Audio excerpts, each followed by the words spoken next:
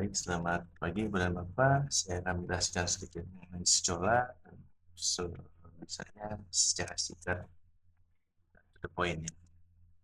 Alamat yang kita gunakan adalah smart3bpk.secola.id. Ini adalah domain yang digunakan oleh Smart juga untuk menggunakan secolanya. Secola ini adalah learning management system yang digunakan untuk mempermudah proses pembelajaran yang dilakukan oleh ibu dan bapak selama di sekolah. Ini nanti akan ada username dan password yang akan diberikan kepada masing-masing pengajar. Di sini beberapa kali captcha, kali ternyata, dan langsung masuk ke halaman depan atau dashboard secola yang ibu bapak miliki. Nama kita terpampang di sini. Maaf bila ada yang tanpa gelar atau bila ada yang salah atau perlu diganti namanya, boleh klik profil ibu dan bapak ya. Tinggal kita klik pengaturan, silakan diisi sesuai dengan informasi yang ibu dan bapak miliki. Itu ya. Kemudian kembali ke dashboardnya.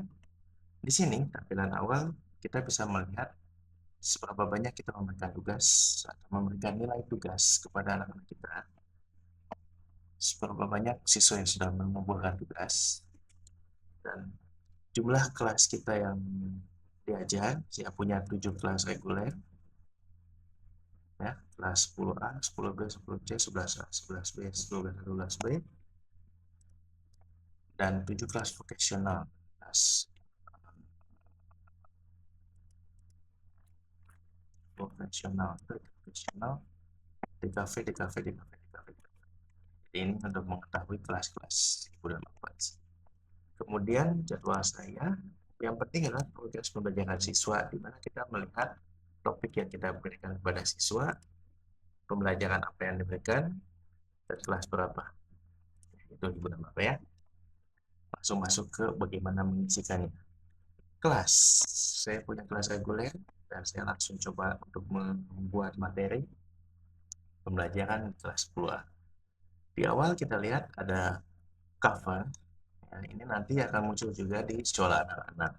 Untuk membedakan atau membuat mata pelajaran atau kelas ibu dan bapak unik adalah kita ubah covernya ya. Saya masuk kelas, klik pengaturan, lalu sampulnya saya ganti.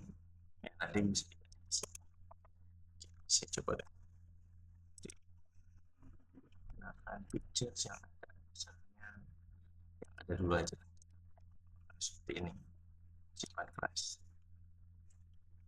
Nanti gambar yang kita ganti di sini akan muncul di kelas, yang tentunya tampil juga di sekolah, yaitu untuk membuat tampilan kita unik ya. Oke, yang penting di kelas 10A saya punya 0 topik, punya 28 anggota aktif ya. Kemudian bisa berdiskusi antar anggota, bisa buat jurnal siswa, pengaturan masuk ke sana. Di topik saya akan klik buat topik baru tentang berpikir komputasional. Nah, ini topik saya, topik besarnya seperti ini. Dari topik ini kita pecah lagi menjadi beberapa bagian. Yang pertama saya akan menjelaskan atau memberikan pemaparan teori tentang 4 pilar pada berpikir komputasional. Dan pembelajaran yang dipilih adalah teori, karena saya hanya menjelaskan dan belum memberikan tugas apa-apa. Atau ini adalah merupakan bahan yang akan digunakan siswa untuk membuat sebuah rangkuman atau membuat sebuah mind map atau membuat sebuah apapun yang nantinya bentuknya bukan teori. Tapi untuk saat ini teori saja. Pilih formatnya, bisa YouTube, teks, video, audio, file, atau Moodle. Saya biasanya memilih teks. Kenapa? Karena saya bisa dengan mudah memberikan pemaparan secara tulisan, dan bisa mengambil video dari YouTube, bisa mengambil gambar dari manapun. Informatika merupakan salah satu bagian penting dalam kehidupan misalnya ya Bapak ya. proses verifikasi buat sebuah yang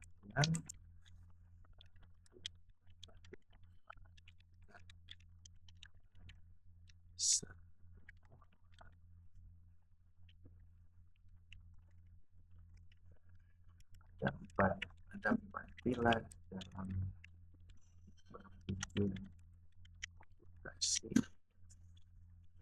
itu sempurna, dua pola atau tiga dan sebagainya lah ya. Saya ingat.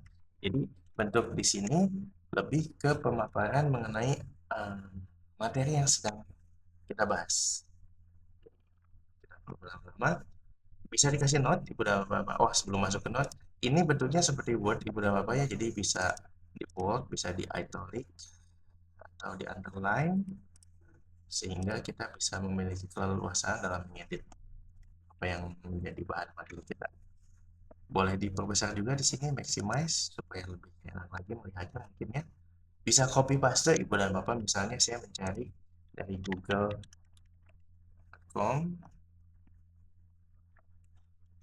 lalu teori berpikir komputasional. Nah, ini enaknya kita bisa copy paste langsung dari sumber yang kita butuhkan, misalnya ini ya, sampai ini tinggal copy aja, Ctrl C. Jadi isi web ini akan muncul di sini. Jangan lupa tetap berikan kredit pada penulis aslinya, jangan lupa sertakan sumbernya juga.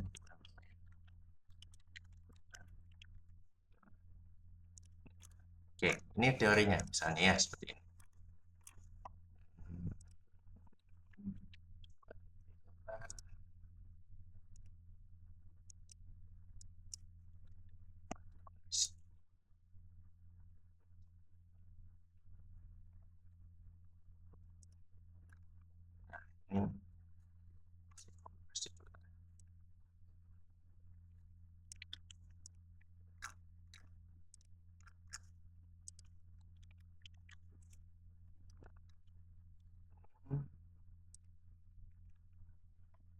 Ini ini teori singkat yang bisa dibaca oleh siswa-siswi kita, dan di note-nya dibaca dari kami.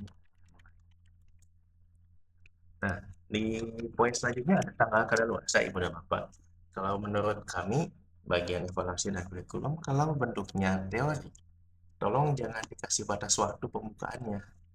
Ya, batas waktu ini kadaluarsanya tolong tidak adakan. Jadi kapanpun anak-anak mau mendownload atau mau memberikan atau mau membaca bisa dibuka ya. Jadi sementara kita klik tidak kadaluarsa, klik juga publish.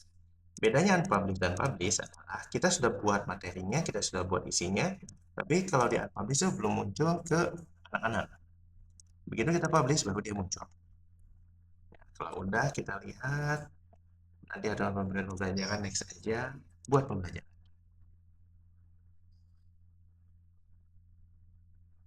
Nah, di sini jadi di kelas 10A sih sudah punya satu topik atau namanya berpikir komputasional, dan materi atau pembelajaran pertama adalah teori tentang 4 pilar pada berpikir komputasional.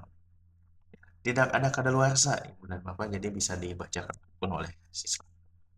Nah, kedua, misalnya saya akan memberikan penugasan mind map mengenai berpikir komputasional. Saya pilih tugas ya. Tugas. Kenapa tugas? Karena kita bisa langsung melihat apa yang dihasilkan siswa pada saat mereka sudah mengirimkannya, dan kita bisa kasih nilai dari situ. Formatnya seperti biasa, saya ambil teks dari teori atau materi sebelumnya, buatlah sebuah mind map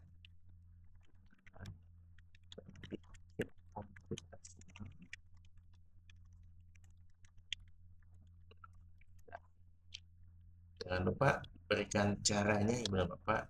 Mind map dibuat menggunakan secara digital yang Anda kuasai. Contoh, kita belum tahu mereka bisa apa aja ya. Word, PowerPoint, atau bentuk hasil hasil gambar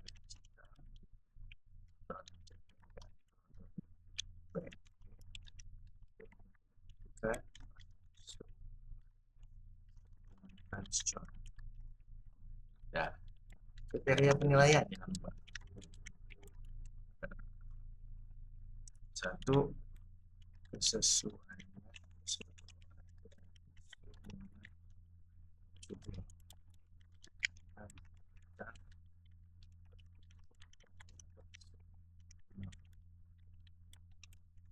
posisi dan layout. Kemudian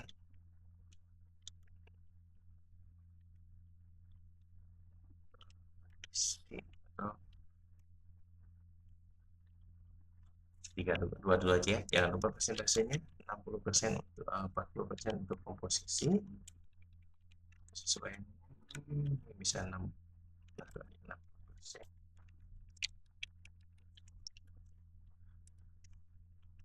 Nah, selesai ya, ini penugasan untuk hari pertemuan pertama mungkin ya. Nah, di sini karena pertemuan pertama ada pertemuan di kelas sesuai dengan jam pelajaran yang saya dapatkan gitu ya, yang masuk kelasnya kapan, tentukan kadaluarsanya. Nah, untuk menentukan kadaluarsa Ibu dan Bapak tentukan dulu di bagian akhir atau kapan batas akhir dia mengumpulkan. Misalnya nanti saya akan bertemu anak kelas 10A di tanggal 21 di jam 10.15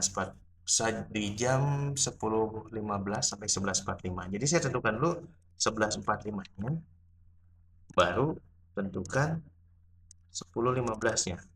Ya, jadi alurnya kita pastikan dulu endingnya, baru buat awal. Ya. Di sini saya publish saja supaya anak-anak bisa lihat buat pembelajaran. Maka di topik berpikir komputasional saya sudah punya dua pembelajaran, yang pertama teori dan kedua tugas. Tugas ini tentunya akan dibuat oleh siswa dan harus dikumpulkan. Kita lihat bagaimana pengelolaannya ya. Jadi di bagian mind map mengenai BK, berpikir komputasional, bagian kanan ada segitiga, kita klik kelola tugas. Di sini kita bisa lihat siapa-siapa saja sudah mengirimkan atau mengirimkan dan siapa yang belum. Ya. Pastikan mereka bisa mengumpulkan sesuai waktunya. Pak, apakah setelah kadaluarsanya selesai mereka masih bisa mengumpulkan? Masih. Dan sini ada catatan, terlambat mengumpulkan. Jadi itu akan menjadi penilaian sendiri bagi Ibu dan Bapak. Itu ya. Dan kalau kita lihat ke dashboard, maka akan muncul di progres pembelajaran siswa kelas 10A berpikir komputasional. Di teori kita bisa lihat persentase berapa orang yang sudah membuka dan berapa orang yang belum. Dan di mind map ini yang merupakan tugas atau penugasan, bisa lebih detail lagi, kita bisa lihat siapa yang belum buka sama sekali, belum mengikuti, siapa yang sudah membuka, sudah membaca apa tugasnya, tapi belum mengumpulkan, dan siapa yang sudah mengumpulkan. Jadi ini menjadi indikator untuk, yuk kamu belum ngumpulin nih, tolong dikumpulin secepatnya, misalnya ya, kalau ada yang sudah mengikuti. Atau malah kamu belum buka sama sekali ini soalnya, gimana bisa tahu apa tugasnya dan bagaimana kamu mengumpulkannya kalau belum buka sama sekali. Ya, jadi ini 3 poin yang akan sering Ibu Bapak pantau. Di situ ada di dashboard, progres pembelajaran siswa, dan indikator. Yang ketiga, Ibu dan Bapak, tentang ulangan topik. Suatu saat saya sudah mengajarkan tentang BPK komputasional, mind map sudah dibuat, Saya pengen pertemuan berikutnya pengen ngambil nilai A. Jadi saya tambah pembelajaran, pengambilan nilai. Misalnya, pilih pembelajarannya ulangan topik. Kalau ulangan topik tentunya sudah ada batas waktunya atau durasinya. Bisa kita ubah. Misalnya jadi 1 jam pelajaran 45 menit. Ini kasih deskripsi. Udah Bapak, pengambilan nilai 1 dengan bikin computational. Kemudian kerjakan dengan baik dan jujur. Karena ini ulangan. Ya. Kalau ulangan tentunya ada kadaluarsa Ibu dan Bapak ya. Kadaluarsanya mungkin di pertemuan berikutnya. Di jam pertama 10.15 itu sampai jam 11.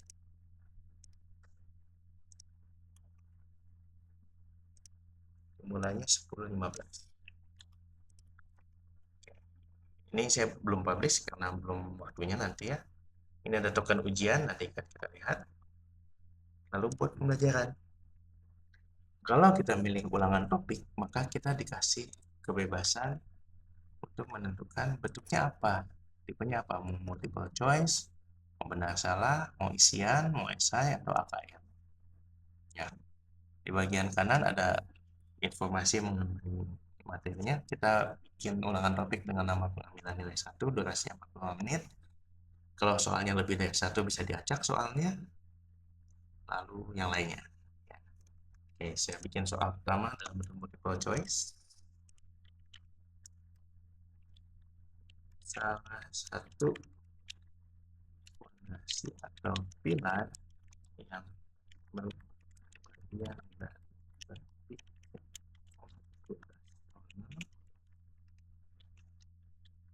yang berupa, ini kalimatnya nanti bisa lebih baik lagi. Pengulangan adalah C1 banget ya, nanti tolong jangan C1. Pengulangan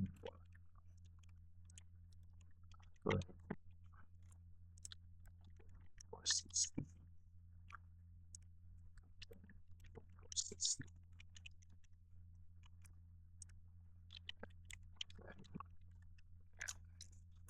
ini kunci jawabannya adalah A. Lalu kita klik simpan. C. Jadi kita lihat bagian kanan sudah muncul satu nomor soalnya, nomor 1 ini. Ya, misalnya ini poin ini bisa kita berikan untuk menunjukkan bahwa nilai ini menilai 1 poin. Saya isi, misalnya saya pengen short answer, isian ya. Fondasi BK mengenai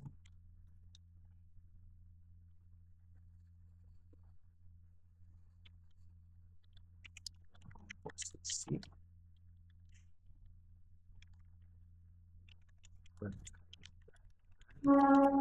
tinggal anak-anaknya ya.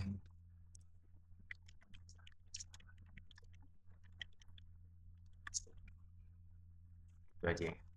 Bapak jawabannya seperti simpan. Oke. Dan seterusnya Ibu dan Bapak tinggal tunggu. Kalau dilihat, kalau kita sudah punya banyak, dia akan muncul angka-angkanya di sini. Oke. Nah, nanti pada pertemuan selanjutnya atau pada video selanjutnya saya akan berikan bagaimana kita membuat soal dari soal yang sudah ada. Misalnya Ibu dan Bapak sudah punya soal dalam bentuk Word atau PDF, dan kita bisa copy paste ke format import dan colanya. Ya, karena punya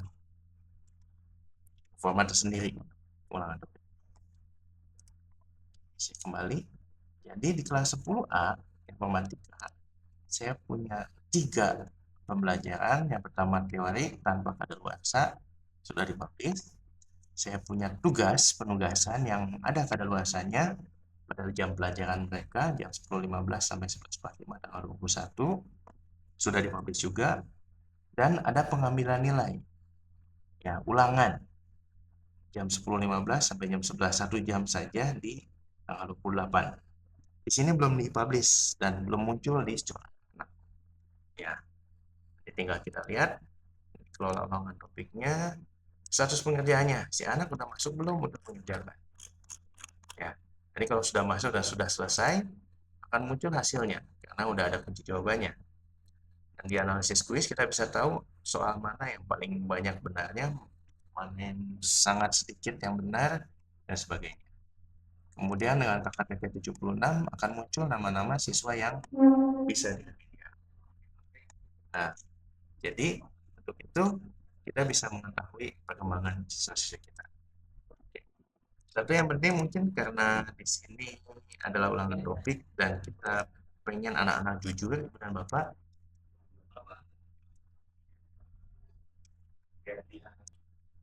Oke, hal yang lain yang mungkin supaya anak-anaknya bisa terlihat mengerjakan atau tidak, atau misalnya dia buka aplikasinya atau tidak, atau melanjutkan pekerjaannya ulangannya dengan baik atau tidak, kita aktifkan token ujian nih Bapak. Ya, token ujian ini akan muncul, akan diminta pada saat anak akan mengerjakan ujiannya. Nah, jadi supaya anak-anak benar-benar fokus pada gadget masing-masing dan pada halaman sekolah yang dibuka. Jadi maksudnya adalah kalau si anak nanti misalnya sudah masuk ke ulangannya, pada saat ada notifikasi pada HP-nya atau dia tergoda untuk membuka aplikasi yang lain ya, mungkin ke WhatsApp atau mungkin ke Google atau mungkin pakai ChatGPT, itu bisa terpantau. Terpantau dalam arti kalau dia meninggalkan sekolah dengan token ujian ini aktif, maka dia akan diminta memasukkan lagi tokennya. Ya, jadi seperti proses ANBK atau UNBK yang selama ini dilakukan oleh pemerintah. Nah, tapi kita sebagai guru bisa mengatur supaya kamu jangan sampai keluar dari aplikasi karena nanti kamu akan dimintakan tokennya lagi.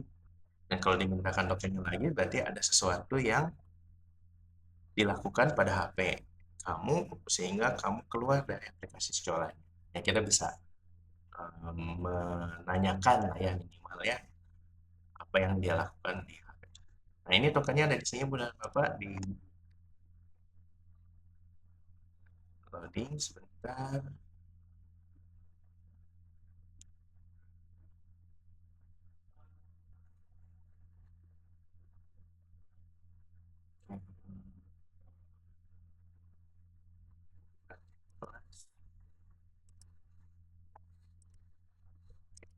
Di kelola ulangan topik ada token.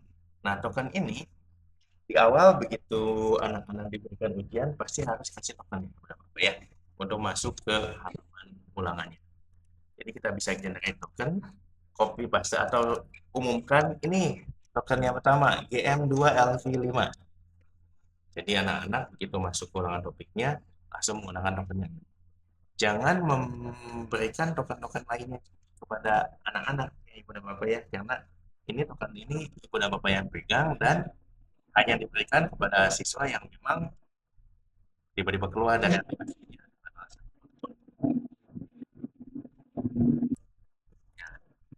Kan Pak, kalau anaknya berkali-kali gimana Pak? Boleh nggak dokternya nambah lagi ya? Sebaiknya dipastikan itu bukan hal yang mencurigakan ya. Tapi kalau udah menambahkan token baru, tinggal klik. Itu untuk pembuatan topik dan materi pada kelas yang udah Bapak. Ya, udah Bapak ajarkan. Tinggal lihat progresnya. Oh, satu lagi. Ini saya udah bikin materi-materi ini kelas 10A.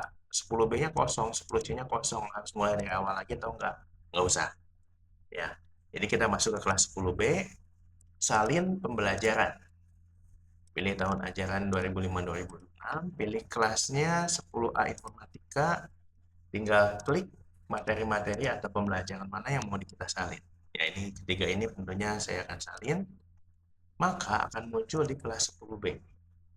Tinggal diganti Ibu dan Bapak. Kalau teori mungkin nggak ada kadaluarsa, jadi nggak usah diganti. Tapi kalau untuk tugas, jam pelajaran saya mengajar di kelas 10B kan berbeda dengan 10A. Jadi saya klik tugas, klik segitiga ini, lalu ubah. Kadaluarsanya mungkin bukan hari Senin, tapi hari Selasa misalnya. Meskipun jamnya sama, atau mungkin jamnya beda, dari jam 7 sampai jam 8.30 misalnya. 8.30-nya dulu, 2 jam 7-nya. Ini, anggaplah ini sebagai jam mengajar saya di kelas 10B. Tentunya pengambilan yang lainnya juga pasti berubah ya. Jadi saya ubah lagi, bukan di jam 10A, tapi di jam 10B, 1 minggu setelahnya, 8.30, mulai jam kembali. Jadi saya sudah punya kelas 10A dan 10B dengan materi yang sama. Beda jamnya. 10C juga sama, tinggal salin pembelajaran, pilih tahun ajarannya yang 2526, kelas 10 atau 10B sama aja matikanya karena sudah ada dua-duanya. Ya, jangan lupa diganti lagi, misalnya saya mengajar kelas 10 C itu di hari yang sama, di hari Selasa, tapi jam 8.30 sampai 9.55 misalnya.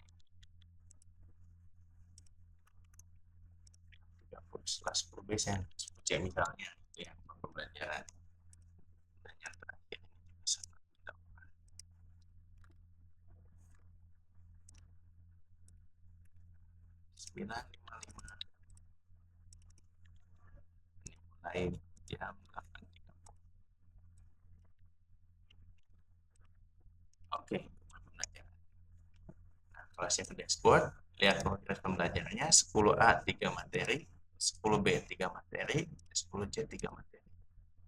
Ya. Seandainya saya udah beres nih materi berpikir komputasional, buatlah topik baru. Misalnya yang kedua adalah aplikasi digital. Kan hal yang sama, kita bikin teorinya sebagai bahan pembelajaran siswa, bikin penugasannya, bikin ulangannya sesuai dengan yang dibutuhkan. Itu saja mungkin dari saya. Boleh bertanya secara langsung atau selanjutnya. Terima kasih.